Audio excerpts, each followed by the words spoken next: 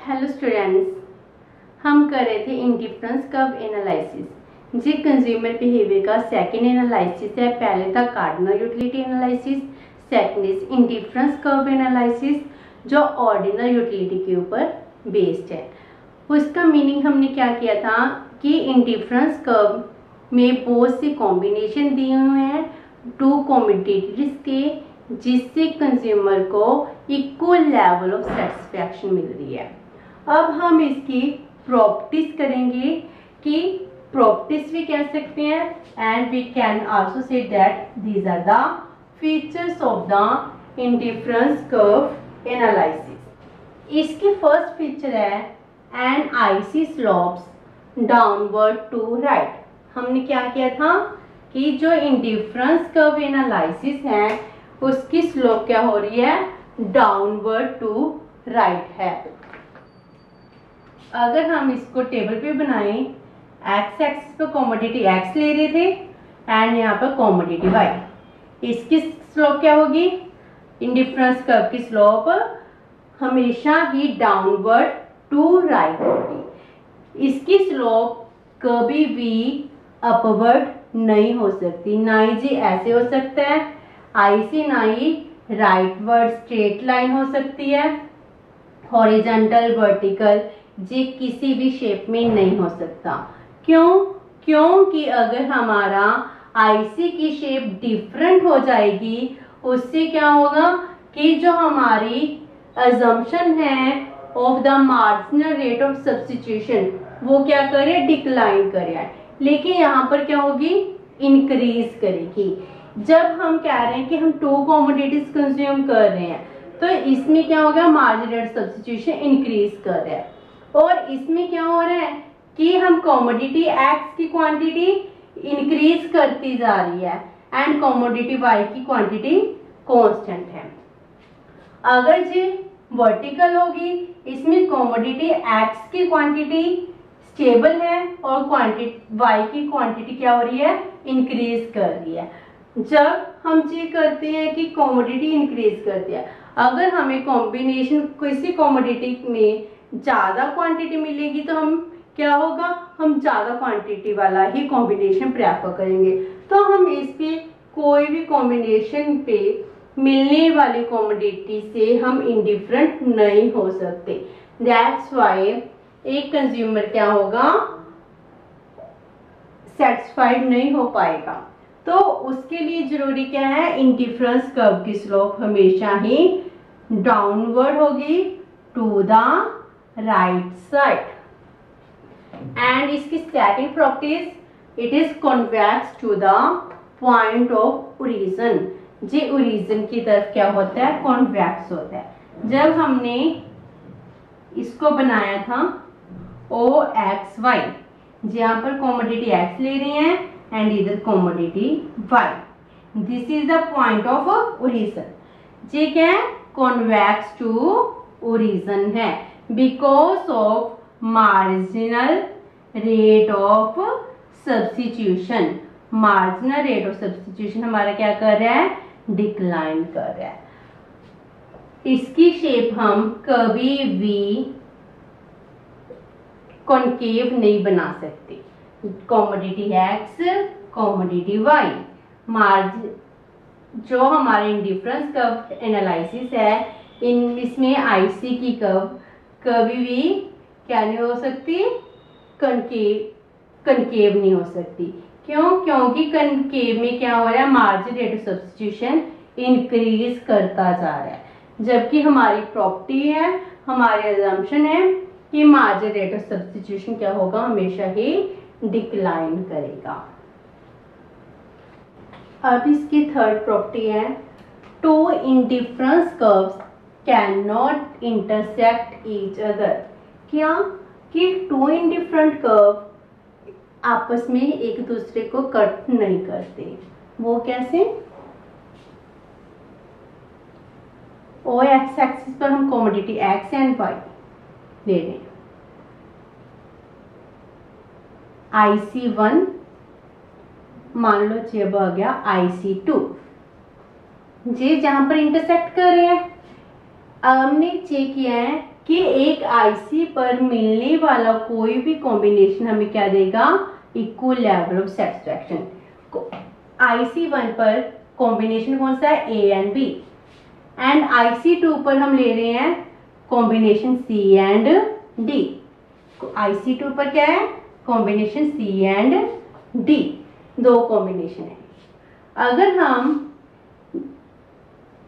ये बड़ा आ गया पॉइंट ई मान लो, जहां पर इंटरसेक्ट कर रहे हैं। कॉम्बिनेशन बी और डी को देखिए। कॉम्बिनेशन बी में क्या है, क्वांटिटी ओ एक्स और वाई की जे, और कॉमोडिटी डी पर क्या है, डी पर वाई की क्वांटिटी इंक्रीज कर रही है। अगर कॉमोडिटी आईसी 2 पर है और बी पर क्वांटिटी कम है, IC1 and IC2 combination B and D दोनों से को सेटिस्फैक्शन मिल रही है, नहीं मिल रही। क्यों, क्योंकि कॉम्बिनेशन डी से हमें कॉमोडिटी वाई की ज्यादा क्वांटिटी मिलेगी। अगर हमें कॉमोडिटी डी से ज्यादा क्वांटिटी मिल रही है, it means consumer is not indifferent between the combination B and D. तो हमारी प्रॉपर्टी में से तो गलत हो गया कि combination B and D equal satisfaction नहीं दे रहे। अगर जे हमें इक्वल सेटिस्फैक्शन नहीं दे रहे तो इंडिफरेंस कर्व का मीनिंग ही खत्म हो गया, क्योंकि इंडिफरेंस कर्व का मीनिंग ही क्या है कि एक इंडिफरेंस कर्व पर इक्वल लेवल ऑफ सेटिस्फैक्शन होती है, लेकिन जहां पर क्या है वो इंटरसेक्ट कर रहे हैं। Combination B gives equals the satisfaction E, combination E and D दोनों इक्वल सेटिस्फैक्शन देंगी, क्योंकि E पॉइंट IC1 पर भी है, कॉम्बिनेशन IC2 पर भी है। E and D combination IC2 पर है, जे इक्वल सेटिस्फैक्शन दे रहे हैं। कॉम्बिनेशन IC1 पर B एंड E है, जे भी इक्वल लेवल सेटिस्फैक्शन दे रहे हैं। जबकि हमें जहां पर दिख रहा है कॉम्बिनेशन डी पर क्वांटिटी किसकी इंक्रीज कर रही है, कॉमोडिटी वाई की क्वांटिटी इंक्रीज कर रही है। सो हमें लग रहा है वाई डी कॉम्बिनेशन क्या दे रहा है, ज्यादा सेटिस्फैक्शन दे रहा है, तो ये गलत हो गया। We are not indifferent among these combinations, so two indifference curve can not intersect each other, एक दूसरे को कभी भी कट नहीं करते। अब fourth property is a higher indifference curve represent a higher level of satisfaction। indifference curve जितना higher होगा उतना ही हमें सेटिस्फैक्शन ज्यादा मिलेगी। हमारे पास दो कॉमोडिटीज हैं, IC1, IC2, IC3, IC4। It means क्या है कि हमारा इंडिफरेंस कर्व जितना हायर होता जा रहा है उससे उतनी ही ज्यादा सेटिस्फैक्शन मिलती है। मान लो combination A B C D, combination A पर कॉमोडिटी एक्स और कॉमोडिटी वाई, बी पर जाएंगे तो उस पर कॉमोडिटी ए एक्स की क्वांटिटी भी इंक्रीज करगी एंड क्वांटिटी वाई की भी इंक्रीज करगी। सी पर भी क्या हो रहा है, एक्स एंड वाई दोनों की क्वांटिटी इंक्रीज करती जा रही है। अगर हमें ज्यादा क्वांटिटी इंक्रीज करती जा रही है तो मीन्स ज्यादा सेटिस्फैक्शन मिलती है। So higher the indifference curve higher the level of satisfaction. ये भी हमारी प्रॉपर्टी है कि जितना आईसी बड़ा होगा हायर होगा उतना ही लेवल ऑफ सेटिस्फैक्शन इंक्रीज करेगा। हमारी फिफ्थ प्रॉपर्टी है IC touches neither x axis nor y axis। IC है हमारा वो ना ही x axis को टच कर रहा है ना ही वो y axis को टच कर रहा है।